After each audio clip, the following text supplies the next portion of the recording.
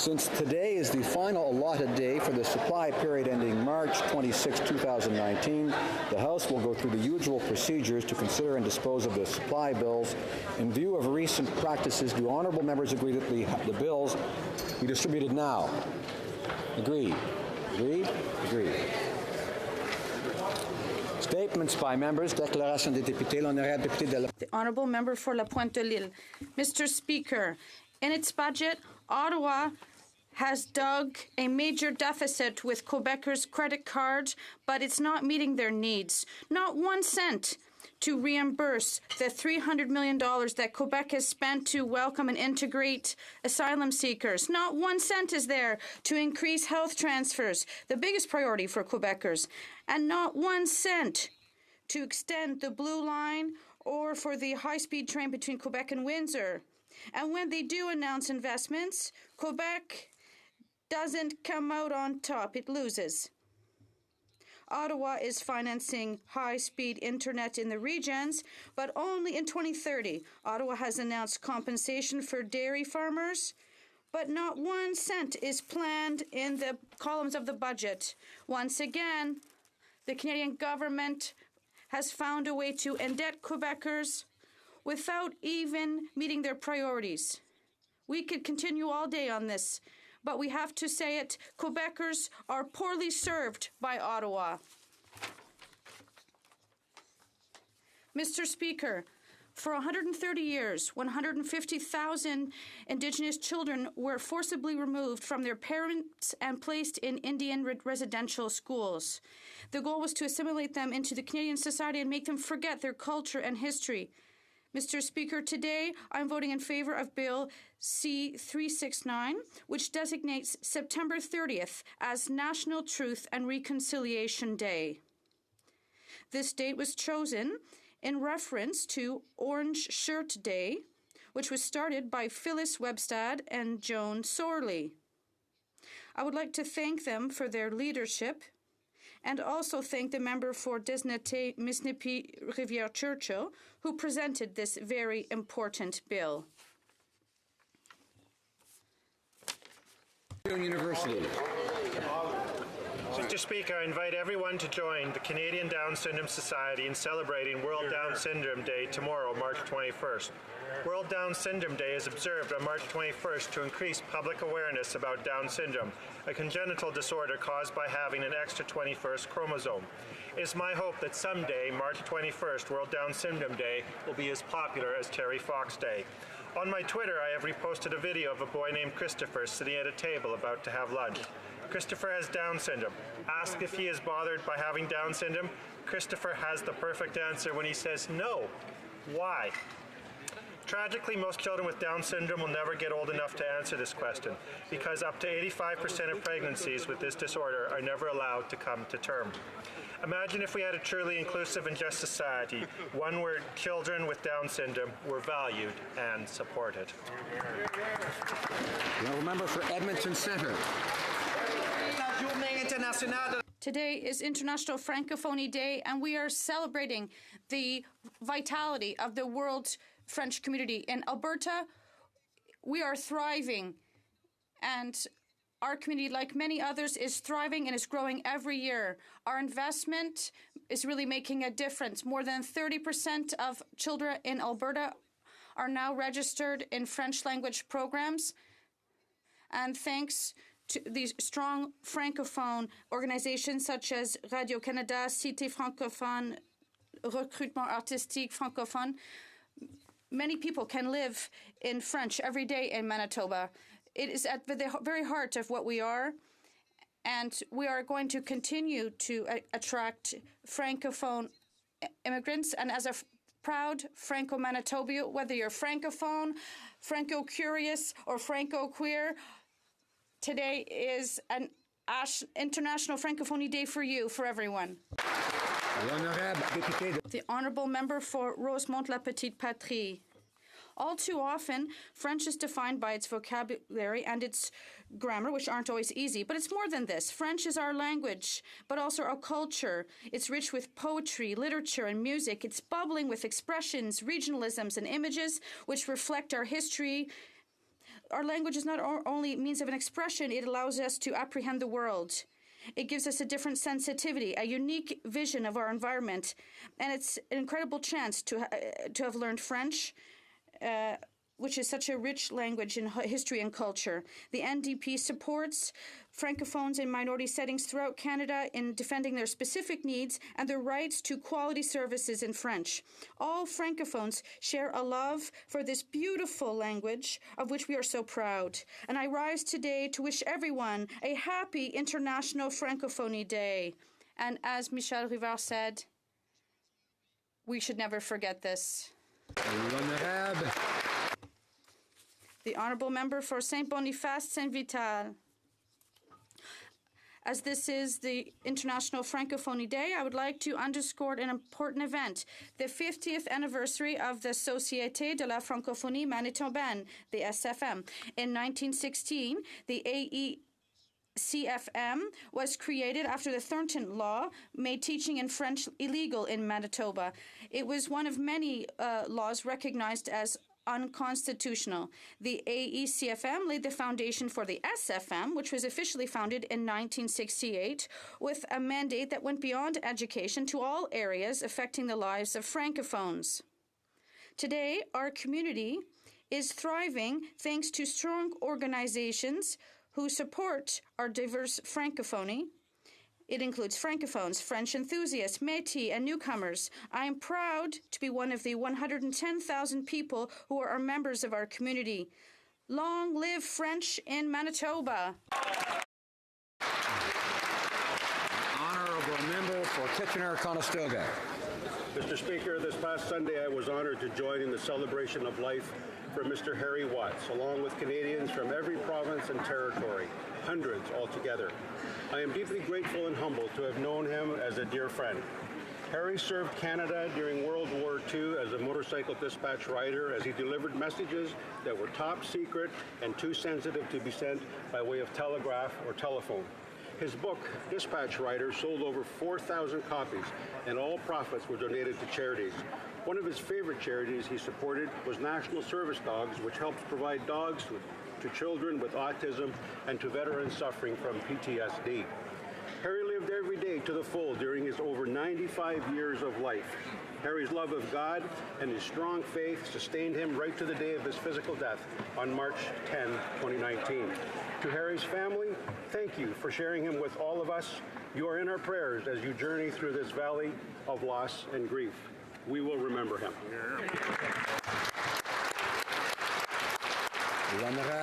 The Honourable Member for Ottawa-Vanier. Mr. Speaker, happy International Francophonie Day. Whether you're in Ottawa-Vanier, in Vancouver, in Abidjan, or in Hanoi, it is a day to celebrate French and the diversity and the wealth of French culture. Despite tension and the linguistic crisis that is happening in Ontario and even in New Brunswick, we have to reaffirm the importance of the French language, its place in our society, and allow future generations to carry the torch. We must be proud to be part of the 300 million French speakers worldwide, and this strength is of economic, cultural, and social importance. Today and in the future, we must continue to act to strengthen our laws and our policies and to invest in the future of our official languages. And this way, we'll be able to stimulate our economy, favor trade, and contribute to strong leadership and the influence of Canadian diplomacy throughout the world. Thank you very much, Mr. Speaker. The Honourable Member for Madawaska-Restigouche. Thank you, Mr. Speaker. As this is the International Francophonie Day, it is an honor for me, like as it is for all Acadians, to rise and to speak about minority language communities in this beautiful, wonderful country. The Minister of Tourism, Official Languages and Francophonie recently announced consultations on the modernization of the Official Languages Act. It's only normal because the OLA is now celebrating its 50th anniversary, and the OLA has to be rejuvenated and take into account the reality of our linguistic communities in minority settings, whether they're in Quebec, in Acadia, or elsewhere in Canada. This is obvious, but let us remind us that these institutions have to apply the law, and if they ignore it, no legislation will go far enough. Mr. Speaker, let us have an OLA that is clear and reflects our political will to apply it properly.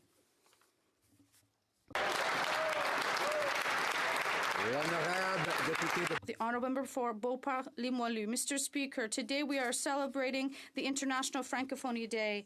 French is a noble, rich language, and its complexity reflects its strength and history. It is the language of Molière, Voltaire, Montesquieu, and Cartier. This is a very meaningful day for the international community, but particularly for Canada, our bilingual federation. As Mr. Harper has always said, Canada, as a political entity, was first and foremost founded by French speakers. Today, we have more than 11 million Francophones who live and prosper in Canada, and worldwide, more than 300 million people speak French, and in 2050, there'll be more than 700 million people who speak French. Canada, in the 1970s, was the one who pushed to create the OIF, and we are one of the founding members of this society, and we have to maintain our relationship, and vive la francophonie. The Honourable Member for Nova West.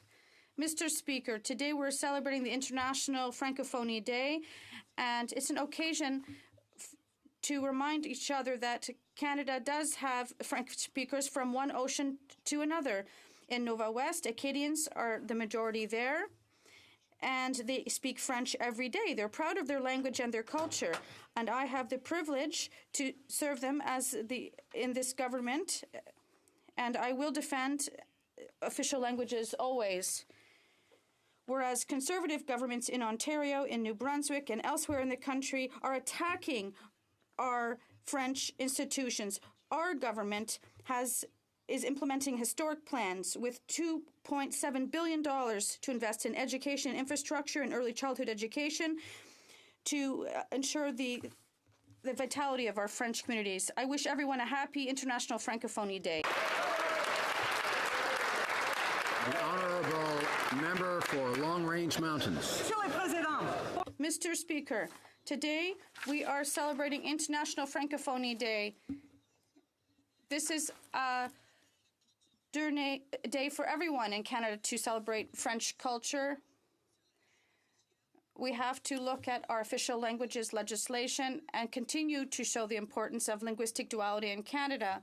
Let us continue to listen to people in companies who speak French. Companies are always looking for bilingual candidates. And it creates summer jobs for our students. And we have many Acadian descendants in Newfoundland. So we have to celebrate Francophone culture together. The Honourable Member for Sarnia-Lambton. Mr. Speaker, the facts are clear about the Prime Minister and the SNC-Lavalin affair. First, he interfered in a criminal prosecution that led to the Attorney General stepping down from Cabinet. A week later, Gerald Butts resigned from the PMO over this scandal. A week after that, his Treasury Board Minister resigned in support of the former AG. Wow. And just this week, we saw the resignation of the Clerk of the Privy Council as Liberal MPs joined in the corruption by not allowing the former Attorney General to tell her full story. The OECD has raised their concerns about corruption over this sordid scandal. And even worse, Liberals on the Justice Committee have now shut down further inquiries into this matter, and the Prime Minister is lawyered up. He has denied from the start that there was anything wrong and is now saying there's nothing more to see here. So much for transparency. Here's the bottom line. He thinks he can distract from this corruption with an election year budget, but Canadians aren't buying it. Here. Way to go, man. The Honourable Member for Egmont. Monsieur le Président. Mr. Speaker, the riding of Egmont has the largest Francophone community in Prince Edward Island. And as an Acadian descendant, Evangeline is part of my history. So, as the member for this region, and for the first time in the House for quite some time, I'm happy to wish in French everyone a very happy Francophonie week.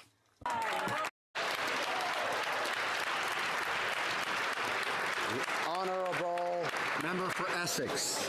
Mr. Speaker, I rise today to acknowledge the many women who have reached out to me and my NDP colleagues from coast to coast to coast. These women are appalled by the Prime Minister's treatment of the first Indigenous woman to serve as Attorney General. The former Attorney General stood up to the most powerful man in Canada, the Prime Minister, who was asking her to do something wrong. She didn't change her mind, and she lost her job because of it. Now she's being silenced and cannot tell her full story. Unfortunately, far too many women can relate. Women know what it's like to fight twice as hard to prove themselves and have their decisions disrespected by men desperate to hold on to power and eager to let women take the blame for their actions instead of accepting responsibility. Canadian women are watching. They see the difference between calling yourself a feminist and actively working to support women, not control them. I am a proud New Democrat, and we value the contributions of women in this place. We will always work to amplify their voices. We will never suppress them.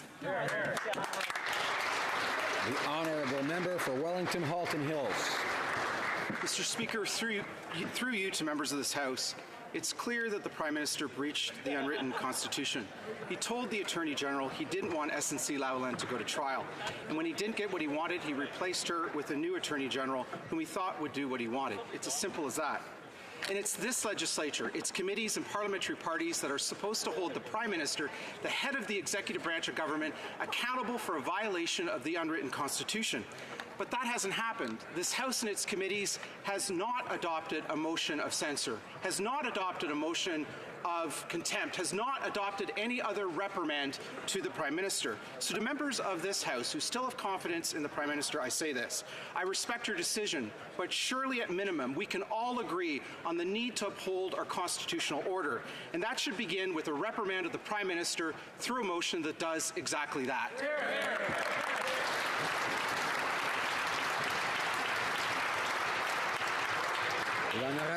The Honourable Member for Brome-Missisquoi. Today, Mr. Speaker, is the International Francophonie Day. Millions of people speak French throughout the world, but only one wrote the most beautiful language of the century in French. It promotes nonviolence throughout our country. Today, I would like to underscore the wonderful work of Yves Duteil. It is a beautiful language he uses with beautiful terminology, and we can hear the music and the perfume and regionalisms in this language. And we use his words in colleges, and when we listen to people sing in our country, we hear a whole symphony behind it.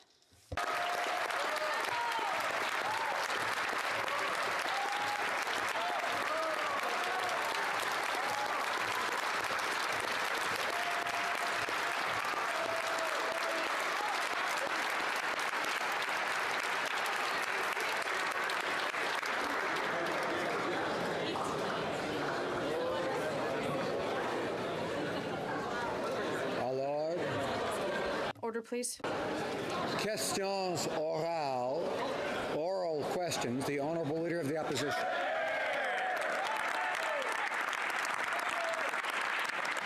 Mr. Speaker, Canadians were shocked and appalled when the Prime Minister shut down the Justice Committee's investigation into the SNC-Lavalin corruption scandal. Serious questions remain unanswered, and key players in this affair have yet to testify.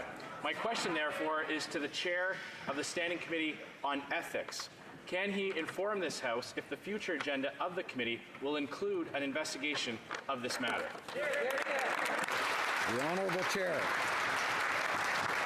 Thank you, Mr. Speaker. I have received letters from 3 members of the Ethics Committee requesting an investigation into this matter. I can confirm, as chair of the Ethics Committee, that this investigation is in order. As always, members are welcome to submit witnesses. Any members of the public who have information of wrongdoing that may help with an investigation can come forward and submit it to the Ethics Committee without fear.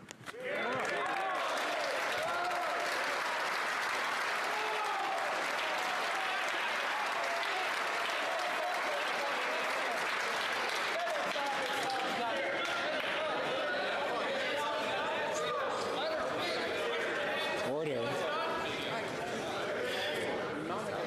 That means you like the budget then. The Honourable Leader of the Opposition.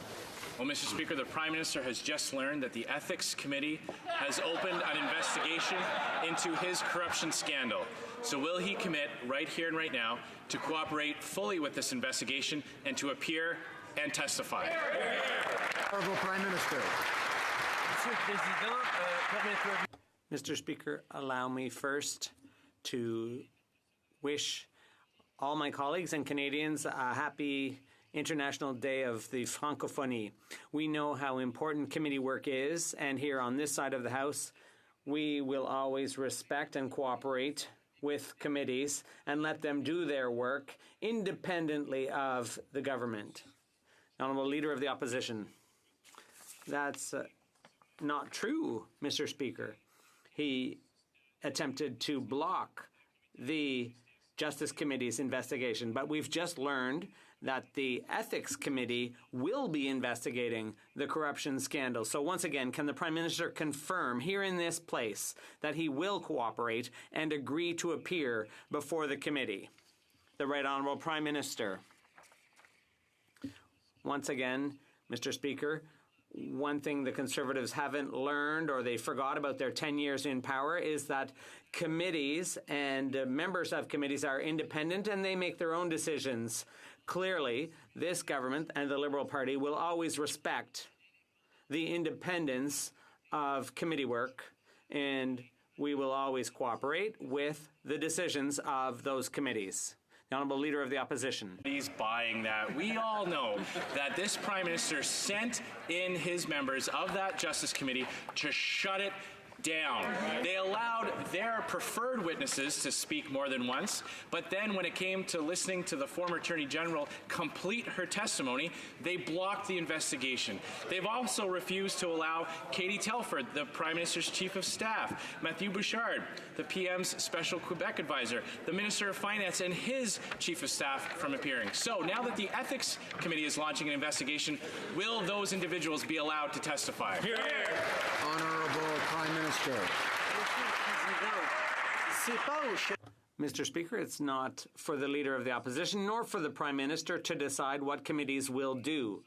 Committees are masters of their own agenda, and they have to make the decisions. We saw for 10 years the Conservatives under Harper did everything they could to control committees, but we on this side of the House respect the independence of committee work. And we know that the members of committees make their own decisions. That's a principle of our democracy that we respect and they disregard. The Honourable Leader of the Opposition. Mr. Speaker, again, nobody's buying it. He can stop pretending. We all know that he sent his members in to block the committee's investigation at the Justice Committee. He did so knowing that there are more details to come out. The former Attorney General wrote, and I quote, "These matters are still unfolding and further clarity and information is needed." For Canadians to hear the whole truth, they need to hear additional testimony, and this investigation has to continue. So once again, will he allow the Ethics Committee to conduct a full and public investigation into his corruption scandal? The Right Honourable Prime Minister. Mr. Speaker, once again, we respect committees. Committees will make their own decisions about what they want to do, and we will cooperate with them. But, Mr. Speaker, you can see just how much the Conservatives don't want to talk about the economy and the concerns of Canadians, because we put forward a budget yesterday which demonstrates that we listened to Canadians and we're investing in the middle class and communities, and they They have no plan for the economy, and that's why they're trying to distract Canadians and play petty politics. We are going to remain focused on Canadians. The honourable member for Burnaby South. Mr. Speaker, instead of listening to Canadians and bringing down the cost of prescription drugs, the Liberal Prime Minister gives powerful insiders special access to get what they want. When Canadians start asking questions about just where his priorities actually lie, he dodges and dismisses. He refuses to come clean. And now the Liberals have shut down the Justice Committee investigation to get to the truth. Maybe we'll have an Ethics Justice Committee to look at it. Mr. Speaker, will the Prime Minister guarantee that Canadians will hear from everyone involved before the next election? Honourable Prime Minister. Once again, I'd like to wish a happy International Day of the Francophonie to my honourable colleague, and I'd also like to remind him about the rules of this place. The committee itself decides what its agenda is and what they're going to do as a committee. It's not for the leaders of parties to direct what committees do. We here on this side of the House, we respect the independence of committees, and we will always do so. When it comes to pharmacare, we're very proud of the $500 million we've earmarked to help families facing rare diseases, to help them afford their drugs. That shows once again why we need a public inquiry. Mr. Speaker, Canadians pay, on average, $1,300 for health care. Yesterday, the Prime Minister had an opportunity to reduce that bill for Canadians by creating universal public pharmacare. And what did he decide to do? He decided to buy time for the well-heeled drug companies. Why is the Prime Minister choosing to put the profits of well-heeled companies above Canadians' pocketbooks? The Right Honourable Prime Minister. Mr. Speaker, that's not at all what we did. We know that Canadians shouldn't have to choose between medicine and food, and with the budget we tabled yesterday, we're laying the groundwork for a national pharmacare program. We've created the Canadian Drug Agency, and with the provinces and territories, the agency will bargain for drugs on behalf of all Canadians, and that could reduce costs by up to $3 billion a year. In addition, we're implementing a national drug strategy. We've invested $500 million in that, and we're addressing the issue of rare diseases, HoC. We are as well. The honourable member for Burnaby South.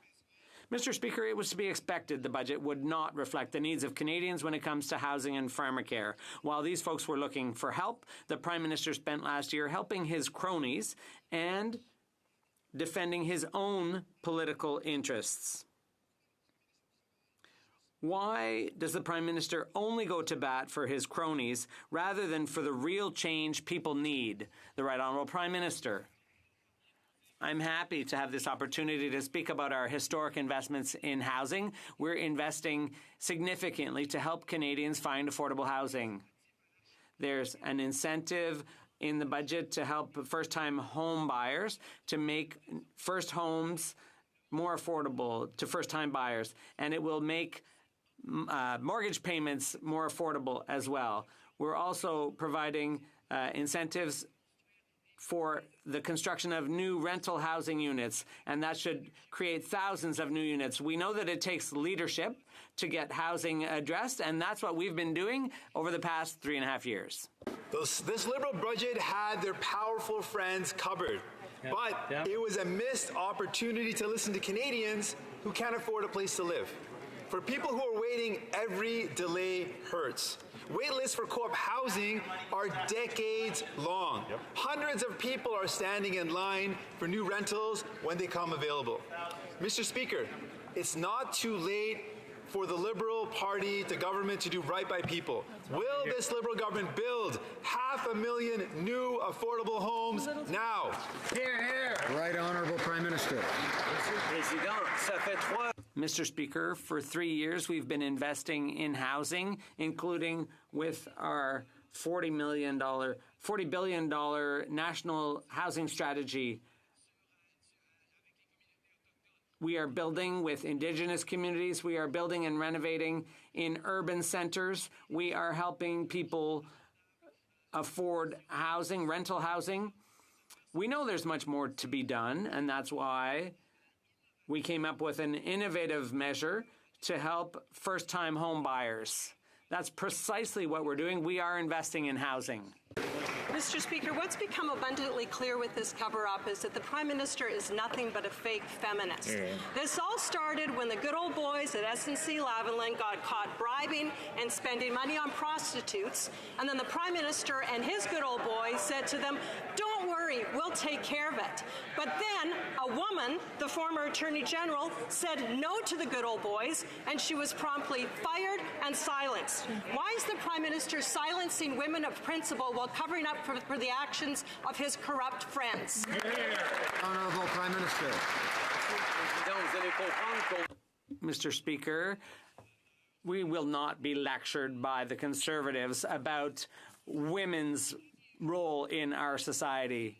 We have, from the very get-go, invested in promoting women, and we have defended women's reproductive rights unequivocally. We will continue to work defending women, investing in equality, for pay equity. This is a priority to us, and they are still in favor of abortion. We know that defending women's rights is what we will always do.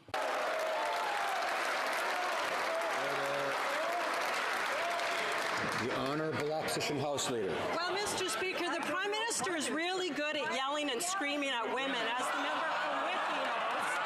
And he's also a very good actor.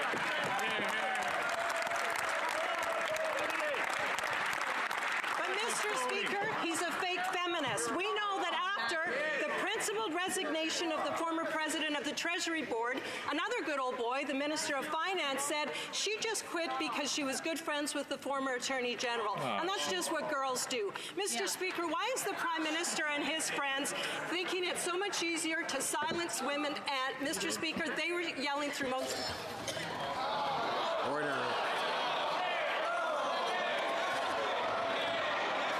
Order. I would, of course, order. Order. Members will know that members have 35 seconds to ask a question and the same to answer it. Members know that there's too much talk during the House, particularly during answers. Occasionally there is a bit during questions, but there shouldn't be either. Neither should occur. Members should show respect for the rules and institutions and traditions of this place on both sides. So I appreciate very much the honourable member's interest in the question of decorum. Right Honourable Prime Minister. Mr. Speaker, the Conservative Party is lecturing us about women's rights, and I find it very rich. This is the party that still wants to challenge a woman's right to choose an abortion if that's what she so chooses. And this is backward thinking. We will always defend women's rights. We will always invest in women's equality, not just because it's the right thing to do, but because it's the intelligent thing to do. We are going to build a stronger economy with women, not by sticking them in a corner. Honourable Opposition House Leader, order. There's a corner. Mr. Speaker, we know that the Prime Minister likes to just say that women have experienced interactions with him differently. Boy, where have we heard that one before? But, Mr. Speaker, we know what the Liberal member from Whitby said. She had an experience where the Prime Minister phoned her and yelled and screamed at her so loudly her husband could hear it through the phone. Why is it that he can't see when he silences women, when he yells and screams at them, when he says that their experiences are just different perspectives? He is demeaning all women and showing what a fake feminist he is.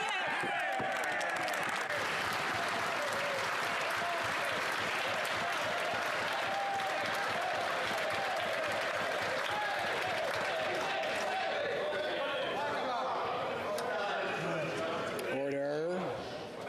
I'm sure members will all share the concern about having quiet during question period.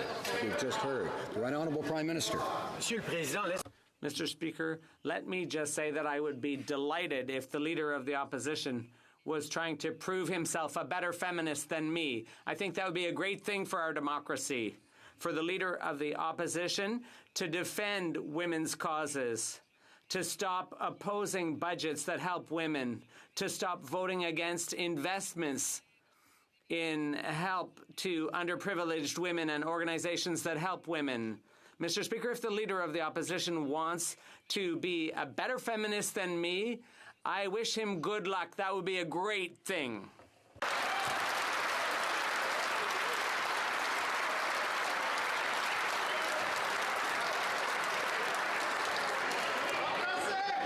Order.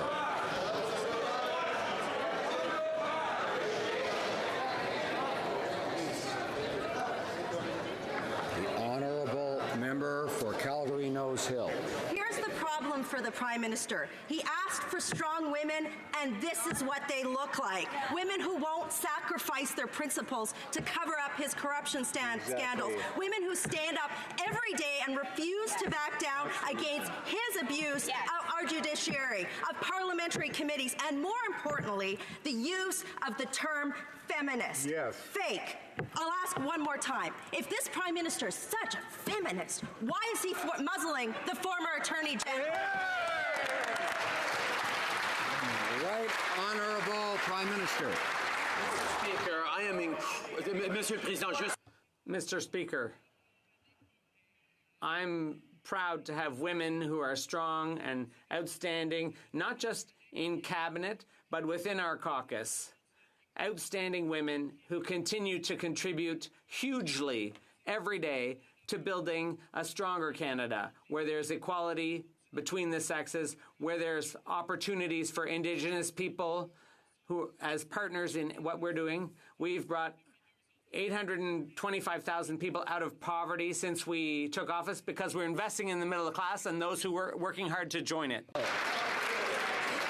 It seems the only women the Prime Minister is proud of are those who use their reputation to do his dirty work. And that's wrong. That's not a feminist. There's a reason why he used. They experience things differently, both in the Creston groping scandal and in Lab Scam. It's because he wants women to think and take the message that if they accuse him, a powerful man, of wrongdoing, then it's them to blame. And that's wrong. Why is the Prime Minister only letting his good old boys do all the talking? Honourable Prime Minister. Mr. Speaker, I'm very happy to talk about all the things this government is doing to protect and promote women's rights. We're providing health care services, sexual and reproductive health care services to women in Myanmar. We've created a position for protecting women in peace and security. We have an LC in peacekeeping operations. We're protecting and defending women's rights in Saudi Arabia, which the Conservatives never did. We've played a role in the G7. The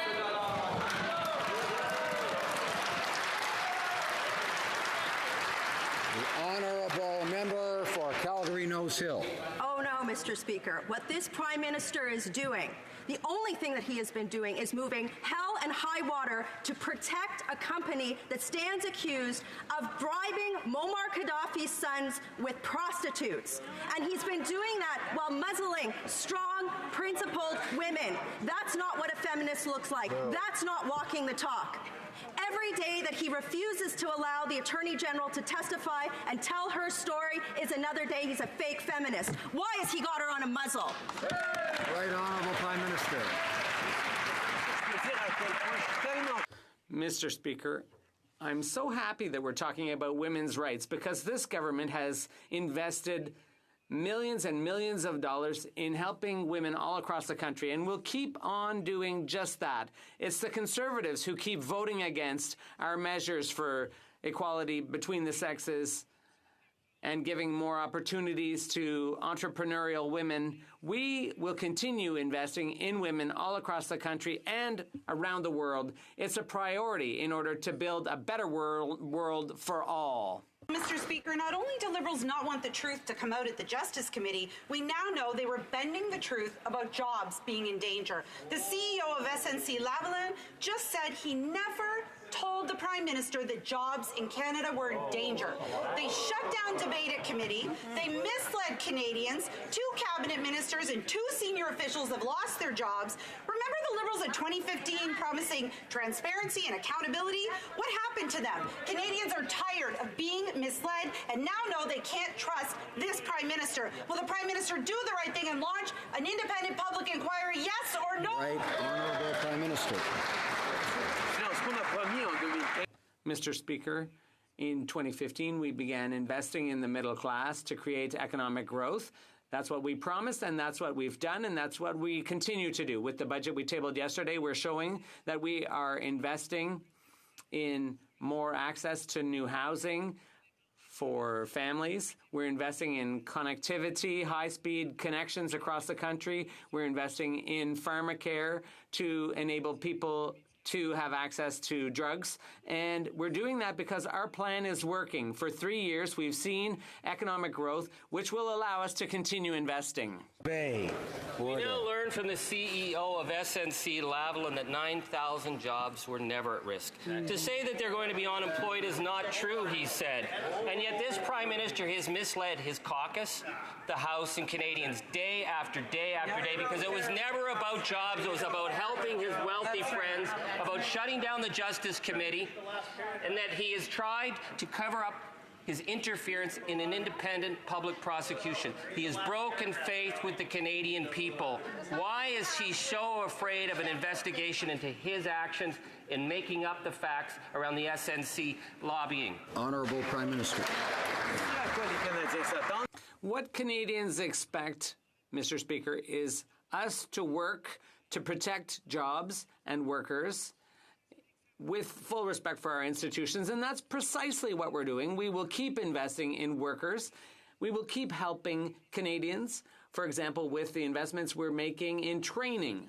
Mr. Speaker, in the budget we tabled yesterday, Canadians will be able to have access and time for training so that they can better prepare themselves for the jobs and opportunities of the future. That is paving the way for the future for workers and Canadians. That's what we're doing.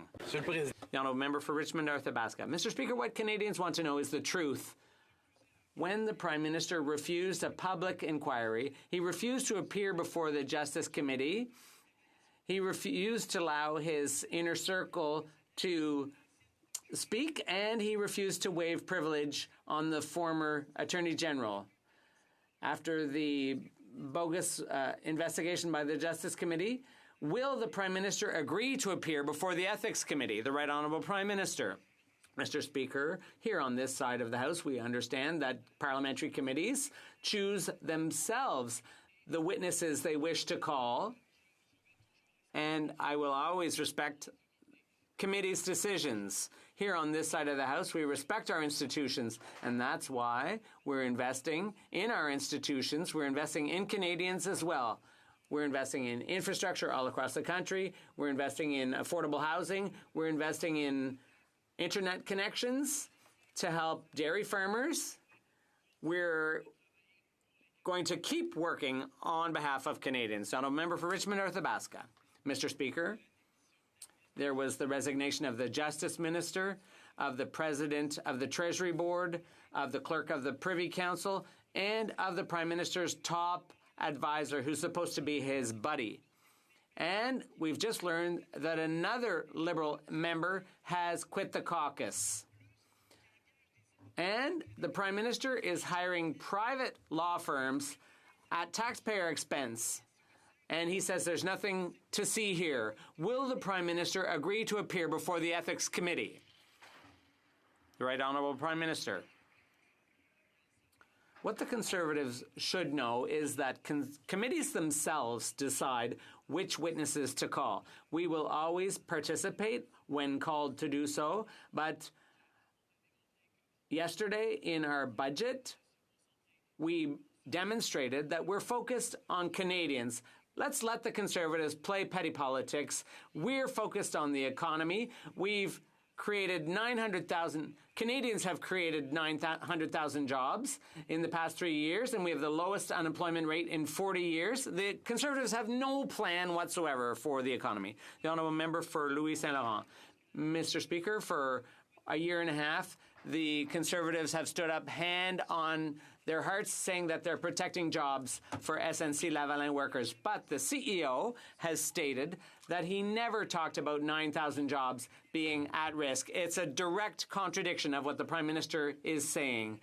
And the Ethics Committee is going to investigate this scandal. We've just learned that. Will the Prime Minister agree to testify? The Right Honourable Prime Minister. Since 2015, we've done everything we could to protect jobs and workers, and will continue to do so. Since 2015, Canadians have created over 900,000 new jobs all across the country. But not all Canadians have access to the necessary training to get those new jobs. So with our budget we tabled yesterday, we've created a Canadian training benefit which will help workers find time and money to improve their skills. This is a measure that will greatly help workers and businesses. The Honourable Member for Louis Saint Laurent. Mr. Speaker, when the Globe and Mail broke the story about the Liberal scandal, the SNC-Lavalin scandal, what has happened? The former Attorney General lost her job. The former President of the Treasury Board lost her job.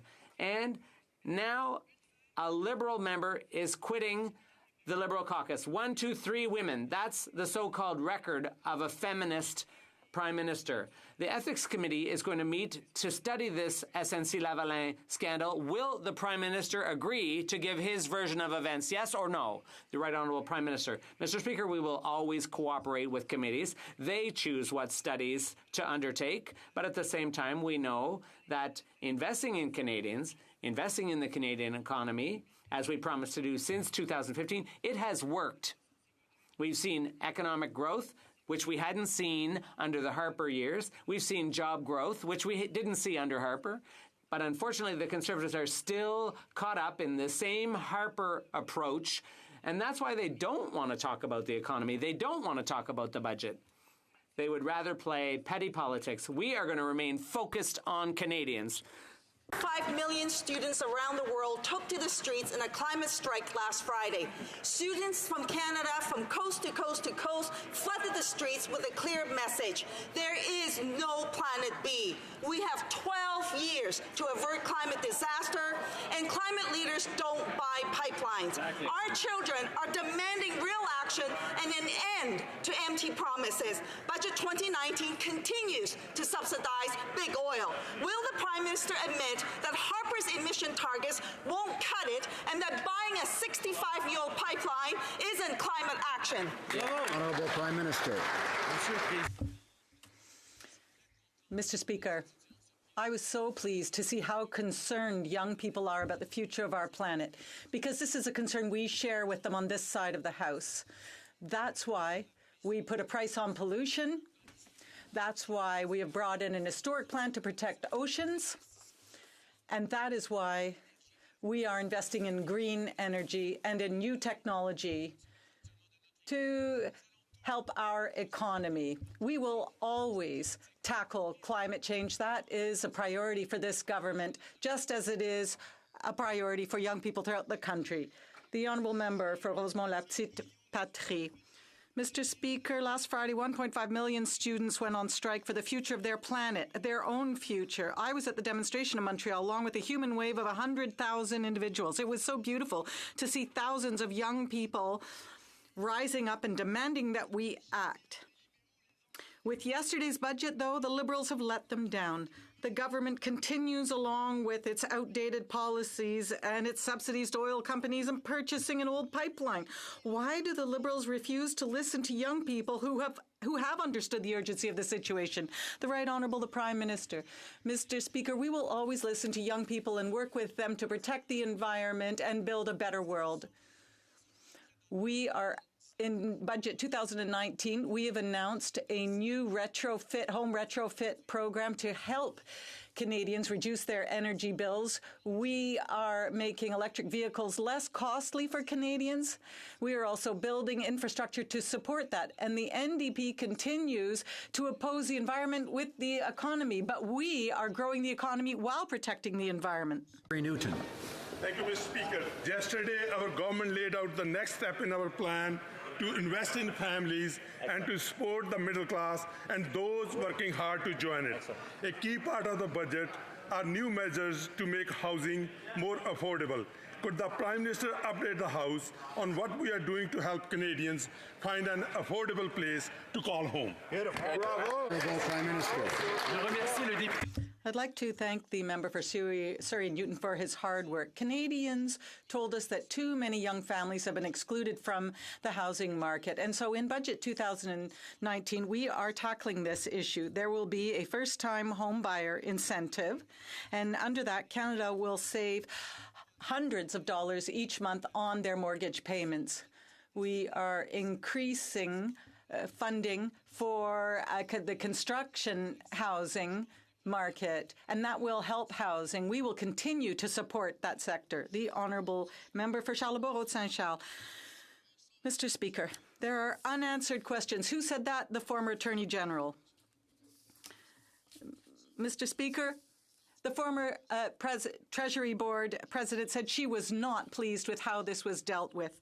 Canadians want the Prime Minister shed light. Will the Prime Minister stop hiding the truth and allow his senior civil servants and himself to appear before the Ethics Committee on this political interference? The Honourable Prime Minister, as I said, we will always respect requests of the committee, and it is up to the committee to decide what work they want to do and what witnesses they want to call. Now, with respect to this, it's pretty interesting that the Conservatives, who have always wanted to talk about the economy, are refusing to talk about the economy to Canadians today. We brought in a historic budget. Why, Mr. Speaker? And why are they refusing to talk about the economy? Because they have no plan. It's just the same old Harper approach. We created 900,000 new jobs throughout the country. We reduced unemployment, and we lifted people out of poverty. The Honourable Member for Charlebourg-Haute-Saint-Charles. Mr. Speaker, if someone's afraid of something, well, it's the Prime Minister. He's afraid to talk about political interference in our justice system. He's afraid to allow the former Attorney General to testify. What is he so afraid of? 4 people have resigned. This must be pretty serious. Will the Prime Minister appear before the Ethics Committee? Yes or no?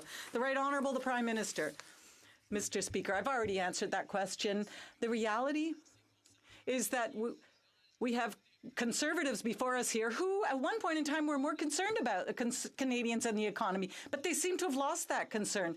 You see, for 10 years, their approach in giving benefits to the wealthiest and in cutting into programs didn't work. It didn't work either for balancing the budget or for encouraging economic growth for Canadians.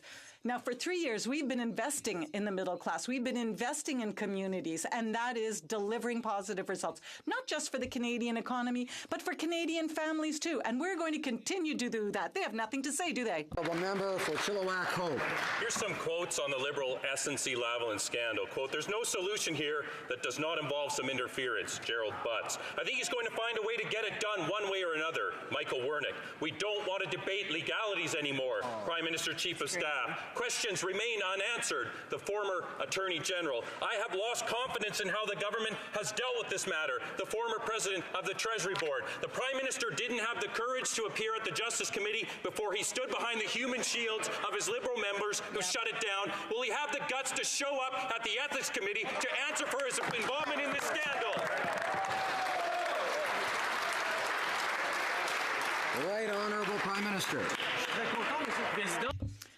Mr. Speaker, allow me to read from some quotes on our budget. Valérie Plante, Mayor of Montreal, said that what this budget shows is that Ottawa wants to assist municipalities to develop structural projects worthy of the 2020th century. Another quote, "Excellent announcement to support electric vehicles." The Canadian Federation of Black Communities said that they support the implementation of the official decade for order, please. I've heard the member for Portneuf-Jacques-Cartier quite often today, even though he didn't have the floor. Now, I quite appreciate the sound of his voice, but not in this way. Here's some quotes, Mr. Speaker. The former Attorney General, I quit. The former President of the Treasury Board, I quit. The former top advisor to the Prime Minister, I'm gone. The former clerk of the Privy Council, I quit. Mr. Speaker, these members have all quit because of the scandal that emanated from the very top of this government. The Liberals have tried to shut this down time and time again. Will the Prime Minister and his officials finally have the decency to show up at the Ethics Commission, the Ethics Committee, and do their job, explain to Canadians what they're so afraid of when it comes to the SNC-Lavalin scandal? Honourable Prime Minister. Mr. Speaker, as I said, we will always cooperate with parliamentary committees that decide independently what studies they want to undertake. But allow me to continue with quotes. Perry Bellegarde of the Assembly of First Nations said that this federal budget shows that there will be significant and sustained investments to advance the priorities of First Nations. And throughout the country, Mr. Speaker, we have heard constituents and Canadians say, thank you for investments in the middle class. Thank you for access to affordable housing. Thank you for investments in infrastructure, in high-speed internet. That will help us. Kootenai, Columbia. Mr. Speaker, earlier this month I wrote to the Minister of Finance about the struggles young Canadians are facing because of student debt, like putting off starting a family or buying a home. I encouraged the Minister to follow the lead of British Columbia's NDP government, which stopped charging interest on student loans last month. Instead, the Liberals are proposing a half measure of simply reducing interest rates in their budget. Post-secondary education should not be a debt sentence. Why are the Liberals choosing to hurt young Canadians and their chance to build a better future? Honourable Prime Minister. Mr. Speaker, I'm very proud of the investments that we have made in young people throughout country over the past 3 years, and we'll continue with that in this budget. Young Canadians are the most connected, educated, and diversified population in Canada. We have been making post-secondary studies more affordable since 2015, including measures for students who do not have to reimburse their loans until they're earning a significant amount per year. We've also reduced interest rates on student loans for the first 6 months, and what that means that students will be able to save up to $2,000. We know that investing in young people is investing in the future. The honourable member. Mr. Speaker, the Prime Minister and his Minister of Social Development said in voices full of compassion that they would enhance EI sick benefits in that year. That was in 2016. In budget 2017, nothing. Budget 2018, nothing. Budget 2019, still nothing. That was their last opportunity to keep that promise, but they preferred to let down hundreds of thousands of sick people who need more than 15 weeks to get better. Why did the Prime Minister betray them? The Right Honourable the Prime Minister. Mr. Speaker, we have invested in helping family caregivers, in helping families who have relatives with rare diseases. We are putting money into reducing the costly medication for these rare diseases, and we will always be helping workers. We have introduced the Canada Skills Program now that will provide people with money to improve their skills. That includes 4 weeks of training over 4 years and up to $1,000 to support them. The labour market is evolving, and we want to make sure that Canadians are ready for it.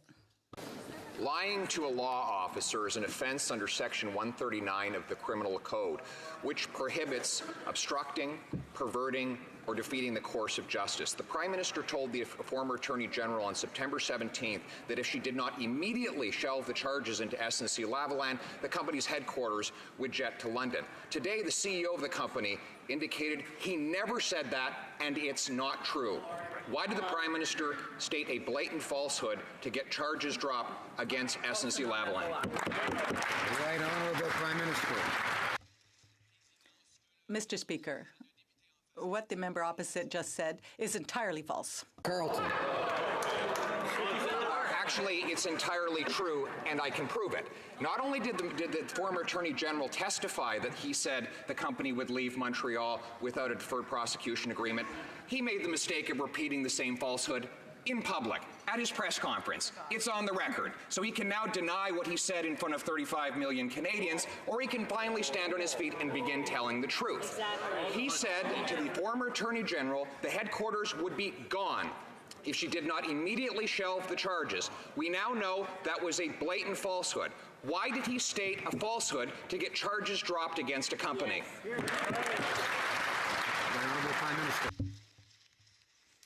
Mr. Speaker, since the very beginning of this matter, we have been acting in a way to protect workers throughout the country, whether it be in Newfoundland, whether it be in Regina, whether it be in Ontario, whether it be in Quebec, or in Alberta. We are always going to defend and stand up for jobs while respecting our institutions.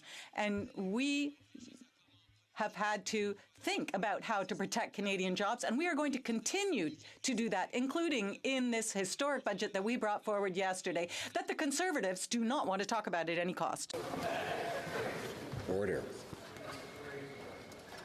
The honourable member for Carleton.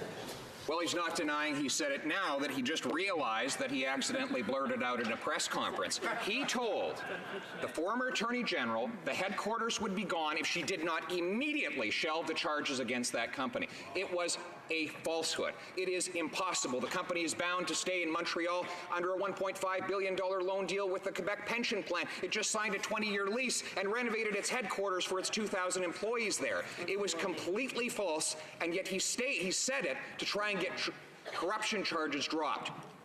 Why? Honourable Prime Minister. Mr. Speaker, the member opposite has just betrayed himself.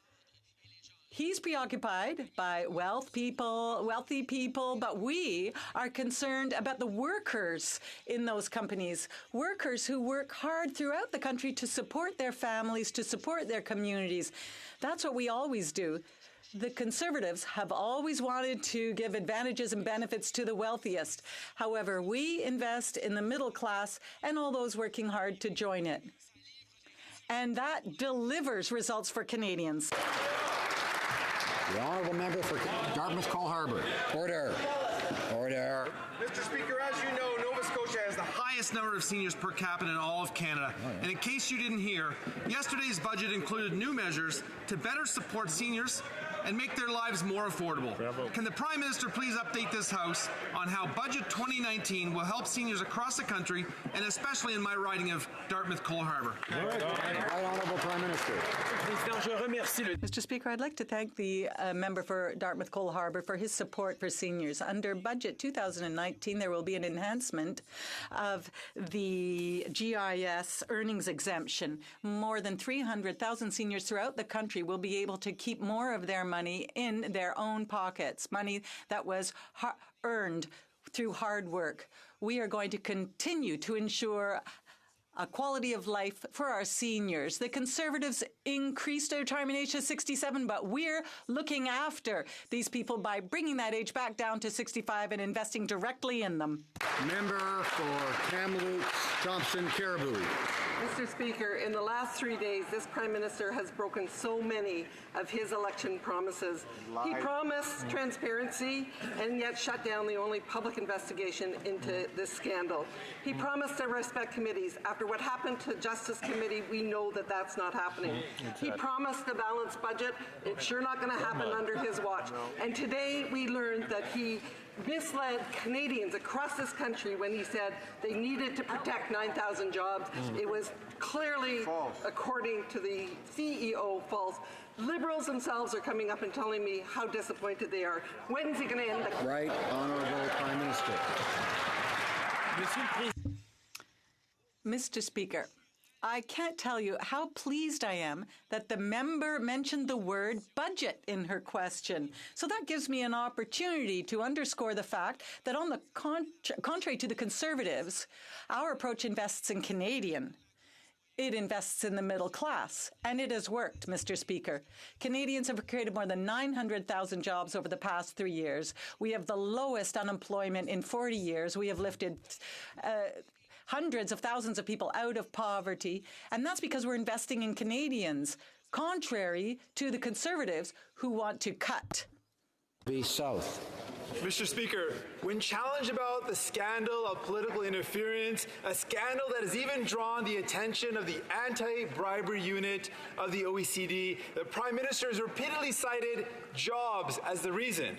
He stood in this House and said it again today. Well, it turns out that claim isn't true. He's broken faith with Canadians. Will the Prime Minister finally do what's right and call an independent public inquiry so Canadians can learn the truth? Hello, Prime Minister. Mr. Speaker, on this side of the House, we respect the work being done by committees. The Justice Committee spent 5 weeks hearing from witnesses who had an opportunity to speak freely about the issue under consideration. We also support the work of the Ethics Commissioner, an officer of Parliament who is there to do the necessary work to enlighten Canadians on what is happening above and beyond politics in this House.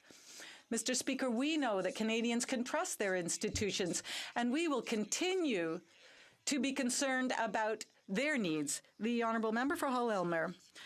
Mr. Speaker, our government's budget announces concrete support to allow Canadians to get the skills and training they need to succeed so they can find and keep good, high-quality, well-paid jobs. Can the Prime Minister tell the House how Budget 2019 will help Canadian workers? The Right Honourable the Prime Minister. I'd like to thank the member for Hull-Elmer for his work. Since 2015, our plan has been working. Canadians have created more than 900,000 new jobs throughout the country. However, not everyone has access to the opportunities they need to succeed. That's why Budget 2019 is introducing the new Canada Training Benefit. Over 4 years, that means there will be 4 weeks available, 4 weeks of leave available for training and up to $1,000 to help them in income support. The labour market is evolving, and we are going to help Canadians of all ages so they are ready for that changing labour market. We know we have to do that. Hill. Well, Mr. Speaker, the Prime Minister said that the unrelenting pressure on the former Attorney General to grant SNC-Lavalin a DPA was all about jobs.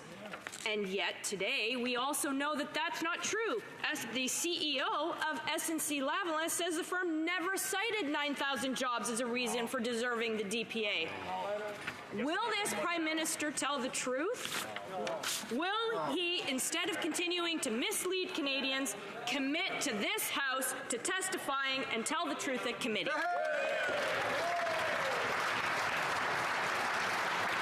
The Right Honourable Prime Minister.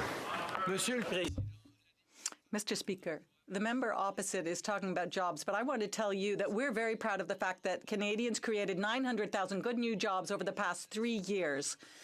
That is something that Conservatives were never able to do under their 10 years because they never understood. The Conservatives think that giving advantages and benefits to the wealthiest is what they should do, including cutting programs for the rest. So that's not what works. That failed for 10 years, and that's why yesterday's budget and our approach invests. The Honourable Member for Pierre Boucher, Les Patriotes, Verchères. Mr. Speaker, 50% of our taxes are sent to Ottawa, but the government finds the way to ignore 100% of Quebec's demands. Not 1 cent to reimburse the money we spent for new immigrants. Not 1 cent for health transfers, as if we can afford to neglect Quebec patients. Can the government explain how it's possible to have a $20 billion in debt and refuse to help Quebec? The Honourable Prime Minister. Mr. Speaker, I want to say, in terms of the blue line that he mentioned, the money actually is being invested. Now, with respect to Quebec's demands, we know that dairy producers have been concerned about the new trade agreements that we have signed. And under Budget 2019, we're providing concrete solutions for the problems that producer families are facing. We are investing into supply managed groups, into our food policy, into tax relief and regulatory relief, including internet bandwidth in rural communities. And we'll continue to support our producers throughout the country and in Quebec. The honourable member is rising on a point of order. Parties in this chamber, and if you seek it, you will find unanimous consent for the following motion. That notwithstanding any standing orders, we'll be voting on the motion of this at the three reading of C8, C69, and amending the Canadian Labour Code for the member from Churchill River, just before private members' business. We ask that it be deferred once again after we've disposed of the opposition motion. Thank you. Official opposition House Leader is rising on the same point of order. Just asking for clarification. The translation said Bill C869, and I want to clarify that it is Bill C369 that they're asking to defer the vote on. The honourable member for Bertie Masconger. Yes. Do we have the unanimous consent of the House? The House did. Does it please the House to adopt this motion? Adopted. Tabling of documents. The Honourable Parliamentary Secretary to the Government House Leader. Yes, thank you, Mr. Speaker. Pursuant to Standing Order 36, Bracket 8, I have the honour to table in both official languages the government's response to 4 petitions. Is this now?